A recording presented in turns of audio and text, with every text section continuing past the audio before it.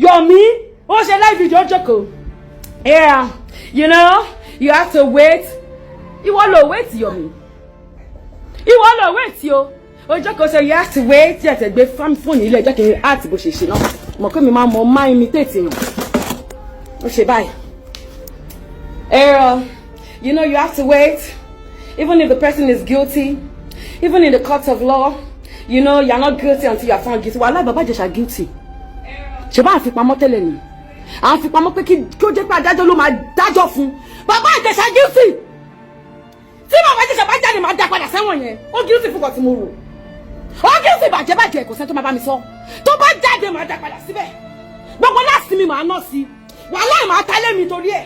Wòlíì Tibetan ti fi ọ̀rọ̀ lẹ̀ ọ́ lórí bí bàbá Ìjẹ̀ṣà sì ṣe wà lẹ́wọ̀n. Kí ló máa ṣẹlẹ̀? Ìgbà wo ni bàbá Ìjẹ̀ṣà máa jáde? Kí ni bàbá Tibetan sọ nípa bàbá Ìjẹ̀ṣà kó tó di pé ṣẹ̀wọ̀n nígbà tó ń ṣẹ̀wọ̀n lọ́wọ́lọ́wọ́?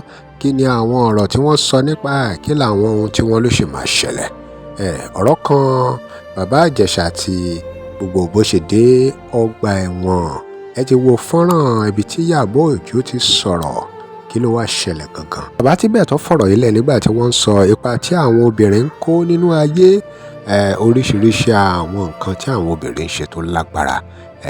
Bó o bá ṣọ́ra tóbìnrin bá yí ẹ mọ́lẹ̀ kítíkítí kódà gan kó jẹ́ pásítọ̀, obìnrin lè mú ọ o. Pé obìnrin wà lára àwọn tí èèyàn ò gbọ́dọ̀ bájà tí èèyàn gbọ́dọ̀ ṣọ́ra fún. Ibi tí wọ́n ti ń sọ̀rọ̀ yìí náà ni wọ́n ti mẹ́nuba ọ̀rọ̀ Akpabio àti Natasha. Ẹ ṣáà ti gbọ́ gbogbo ohun tó ṣẹlẹ̀ láàrin politician méjèèjì yìí, àwọn politician méjèèjì yẹn Natasha àti Akpabio. Kí ló wá dé tí bàbá Tibetan ní àwọn sọ fún Akpabio pé kó fi kéèsì Natasha sílẹ̀? Ẹ wo nǹkan bẹ́nu fọ́nrán yìí o. Bàbá yìí tú àwọn ọ̀rọ̀ jáde tó lágbára nípa bàbá Ìjẹ̀ṣà àti ọ̀rọ̀ Natasha àti Akpabio. Ẹ wo ẹ̀kúnrẹ́rẹ́ ń bẹ nínú wọn. Ẹ gbọ́ ohun tó sọ nínú fọ́nrán yìí.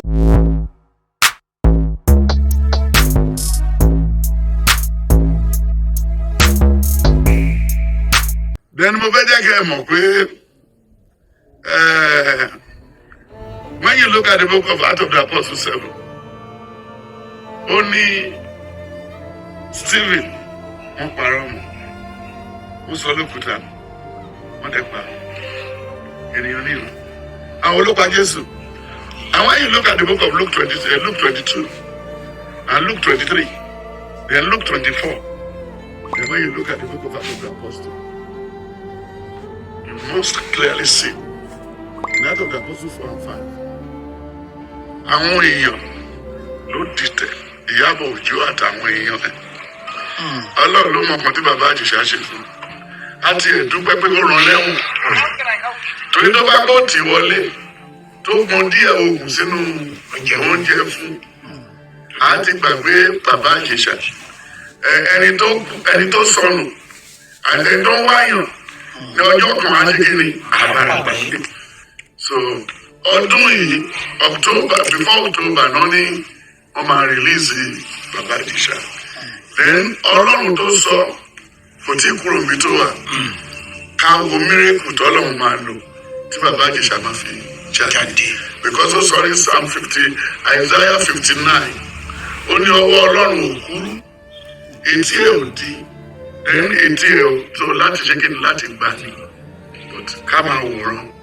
Ó ní rírò ní tí ènìyàn ṣiṣẹ́ t'Olúwa. Bàbá Ìjẹ̀ṣà máa jáde bá mi láyé. Ọmọ mi ni mo wọ́nu ẹ̀. Sáfà àwọn obìnrin lọ London lọ gbogbo ẹ̀ káàkiri gbogbo ẹ̀. Àwọn obìnrin yìí náà ni. Ìtò ṣẹlẹ̀ yìí ẹ̀yìn ti ṣáájú àsìkò yìí. Kó tó ṣẹlẹ̀ ìdùnnú mo pẹ́ limousine mi fún ẹni tí tó bá kó jẹ́ kó máa fi ṣe káàyà kó máa fi lọ bí tó ti ṣe wedding èyí tó bá rí bẹ̀. Ẹ bàbá Ìjẹ̀ṣà pàdé tó bá débi tó bá lòun bro ààrẹ jà àárò fún èkó tí mi ò kì í jẹ àti bàbá ọkọ̀ tó ń kárí ẹ̀. So àjọ gbé lè máa jọ fi mú gàrí. Àwọn agbábí gíftì. Ẹ máa tó dé kó jòkó ká máa fi mú gàrí. So àwọn mi ló ti àjọ jòkó sí ní ẹni. Ṣùgbọ́n tí wàhálà yẹn máa ṣẹlẹ̀ bẹ́ẹ̀ ni pé bí nǹkan tó ti tá ẹ̀ múlẹ̀. Ṣé o rántí jùlọ sí rẹ̀? Ó ní àgbèwẹ́ mú fífa ṣe fífa cooperate to move. But I am constant and not extra of true fees or resting quality. Only bring me my robe and go for the capital. But the wife said, alas, my Lord, your wisdom is consuming confidence. Do not go for today, call it my fears. London ló ti wá kí wàhálà tó ṣẹlẹ̀ London ló wá pẹ̀lú bí oṣù mẹ́ta kó tó máa bọ̀. So but ẹni tí ìnílárí àmọ́ alára ti máa rí. So Ọlọ́run tó mú lọ Adélayọ̀. èyí tó dé báyìí gbogbo obìnrin. Ọ̀dẹ̀ ti ká ọkùnrin tó wà máa yẹ ọmọbìnrin náà ni ìdíje ìdígbà ìdídà ó láwọn èèyàn tó tálí kàdé ní ìsìn ó lè jẹ́ kó yá obìnrin lówó. Máa ti tọ́ máa ká ẹ̀wọ̀n mi kan àti àfi lọ ẹ̀ àfi nù ẹ̀ àfi gbá ẹ̀ àfi nù ẹ̀ lára ọ̀jẹ̀ òkú lára ni ìyẹn ní máa fi mọ̀ gbọ́ fẹ́ràn tó bá ti yá ọjọ́ tó bá ti lọ bèrè owó lọ́wọ́ adédìí ti jẹ́. And that's why he said in the book of Ecclesiastes 7 and 8, the last 3 verses, ó ní mo rò tó kúrò ju ikú lọ lábẹ́ ọ̀run. Mo rò tó kúrò ju ikú lọ lábẹ́ ọ̀run. Olóbìnrin. And when you look at the book of the 2 Samuel 9, and 2 Samuel 12, and 2 Samuel 10, 11, 12, and 2 Samuel 18, when is the right time, the proper time for David to be in the war front? He was romancing the wife of Uriah. She wore Uriah mọ̀ pé David yóò fi ṣọ̀kan.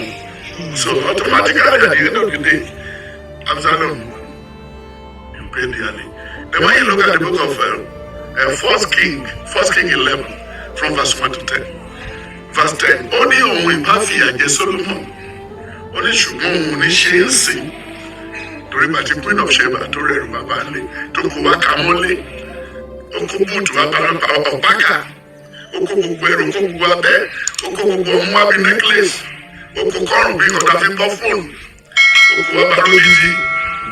Olóògbé nípa judgment ẹ̀ báyìí Solomon ṣe lọ fẹ́ mi. Kì í ṣòro nìkan ó ní àfihàn ìtọ́lọ́mù bá kó ibi táwa yìí náà rẹpẹtẹ láàrin o níta ìkórè tó máa dín tìlápíà tó gbé dòdò àánú ó yá tètè dá sí tọ́lẹ̀tì kò fúlọ̀ṣẹ̀ pé bàbá tiẹ̀ lọ. wá fún iṣẹ́ Ọlọ́run. Obìnrin ó máa wọ yíyá Ọlọ́run bá fẹ́ gbé ẹṣu kù wọ́n yí ẹmọ́lẹ́bí máa tó fẹ́ palẹ̀ ẹni o tó fẹ́ fi pa sẹ́kọ́ndà bò àwọn obìnrin náà pè ní sẹ́kọ́ndù kò sẹ́ni tó bá wà lọ Mẹ́kà tàtún kó mọ́kòlè dání náà kó iye gbogbo ẹ̀dá níwọ̀nyí tàtún náà lò fún lọ́wọ́ àwọn obìnrin náà ni tìbẹ́ nìkan ló sọ̀rọ̀ nínú lórí fóònù ọlọ́mọ tó mú dání rẹ̀ bá má lọ kọ́ ó ní bí wàá kó lọ ṣe wọ́n ṣe gbéyàn kiri náà wọ́n máa kọ́bìnrin lọ wọ́n lọ ṣàṣewó bẹ́ẹ̀ àwọn máa lọ látọ̀ Ọ̀yọ́ Ìbàdàn ọ̀hún Ọ̀ṣun wọ́n ṣàṣewó Mẹ́kà ó ní fílẹ̀jì kan tó máa ń wà táwọn èèyàn máa wá wọn lọ wọ́n bá ń daṣọ orí wọn bẹ̀ lóru dídaṣọ orí ò jẹ́ kéèyàn níwà gidi bẹ̀tà tó dìbò mí ní Nàìjíríà láyọjọ́ yìí àwọn obìnrin náà ló da census yẹrù tó kẹsẹ̀ jáde nínú ilé táwọn Buhari ń ka census 99 inú ìlànà ẹ̀sìn ẹ̀wọ̀n ilé tí wọ́n bá bí o á sí ẹ̀sìn àfi ká bá bí o fi kéèsì yẹn lẹ̀ ó ti bẹ̀ ká bá bí o fi kéèsì yẹn lẹ̀ kó fi lẹ̀ kí yẹ ọmọ èèyàn wíìnì ẹ̀sà kó rọyàn kó rọ àwọn ọba kó sẹ́tù ẹ̀ kó gbàgbé ẹ̀ tó bá fẹ́ ní ìṣòro láyé lọ́kọ́bìnrin jà lọ tíráì lábúlé ńlá. àyè tí wọ́n fún níbẹ̀. àkúnlẹ̀ a máa fọ mú mi yọ̀ọ̀jì inú tó lè bá wọlé tó lè bá wálé ẹ̀ mi ò rí kó lè wálé ẹ̀ o tí ó lè bá wá má dúró sí rúùmù tí ìyàwó ẹ̀ wà ò wá tẹ́ o tòró ní ìfọ̀n tó lè fi ẹ̀kátẹ́ẹ̀nì olè tó bá tú aṣọ ẹ̀ tí ó tú sí òtò kọ́ńdúró báyìí tó ti ń gẹ̀ jáde kò sí mi tó wà lọ́wọ́ lè máa rọ àdẹ̀wọ̀ mọ́ra àti díẹ̀ ńlẹ̀ tí o bá sínú ìlànà bá rẹ̀ àwọn èdè ti lọ lọ́wọ́ ti lọ onígbà tó ń ṣe júdò tó ń ṣe kàrẹ́ẹ̀tì fún báyìí tó ṣe kàrẹ́ẹ̀tì wọ́n ti mọ́ mẹ́ta tó ti lọ kò sí mẹ́ta wọ́n ti gbà tó bá lóṣù kan lọ́wọ́ rẹ̀ pé màlẹ́ríà wa tí o ti lóyún fún mi àbákojú dé. ó ti máa wọ ilé ọ̀rẹ́ mi àwọn ilé àwọn olówó ní pé ìwọ̀n ẹ̀dá pé o lè lóyàwó olóyún tó àwọn ìsọ bẹ́ẹ̀ sókè kí ló fẹ́ ká tó fẹ́ jẹ́ kí n padà mi. bàbá ọ̀pọ̀lọpọ̀ Kristẹni. òun lẹ ti gbọ́ yìí o ẹ̀yin èèyàn wa kí lè ròyìn lórí ọ̀rọ̀ bàbá Ìjẹ̀ṣà ẹ̀ṣẹ́ àti gbọ́ gbogbo ìgbà tí ìròyìn jáde ńgbà kan epo ti jáde àwọn kan tó sọ pé kò tí ì jáde ẹ̀yin èèyàn wa bàbá ti bẹ̀ tán ti sọ̀rọ̀ báyìí lórí ohun tí gbogbo arákùnrin náà kódà wọ́n sọ báwọn ṣe kìlọ̀ fún ẹ̀yin èèyàn wa kí lè ròyìn lórí àwọn ọ̀rọ̀ yìí kí lè ròyìn lórí ti Akpabio àti Natasha níbi tí wọ́n bá a dé drop comment and remember to like, share, and follow us. Thanks for watching. I love you, follow ọjà pé WhatsApp number page yìí. tẹ́ ẹ bá lè rí àmì ṣe gbogbo ogun tó lóhùn ní gbọ́ tó lóhùn ní gbà lórí ayé yín iná agbára ọlọ́run máa jó dànù. kí lè nǹkan tẹ̀ ń là kọjá tó dàbí pé ẹ ti wá ọ̀nà àbáyọ ṣùgbọ́n tí ẹ ti rí ọ̀nà àbáyọ ẹ ti pàdé wòlíì yín ló fà ṣùgbọ́n arán mi sí ọ lónìí dádì arán mi sí ọ lónìí mọ́mì olúwa lòun fẹ́ ṣe nǹkan ńlá nínú ayé yín olúwa sọ wípé gbogbo tẹ̀ ń là kọjá yẹn òun fẹ́ fi òpin sí kí nìkan tẹ̀ ń là kọjá lórí ìgbéyàwó ni lórí ọmọ ni lórí iṣẹ́ ni níbi gbogbo ni bóyá ogun kan ló dàbí pé ogun yẹn le ẹ ti gbìyànjú kò tí ì sí ọ̀nà àbáyọ ẹ jẹ́ àjọ gbàdúrà ẹ jẹ́ àjọ wọ ojú olúwa kí làṣírí ogun yẹn gangan ẹ jẹ́ àjọ wádìí lọ́wọ́ ọlọ́run ká dẹ̀ mọ ọ̀nà àbáyọ ẹ̀rọ ìbánisọ̀rọ̀ tẹ́ fi pè mí fún àdúrà àti ọ̀nà àbáyọ òun náà ni +234 70 25 47 5427 +234 70 25 47 5427 bẹ́ẹ̀ ṣe ń pè mí fún àdúrà lórúkọ Jésù ẹ máa rí ìyanu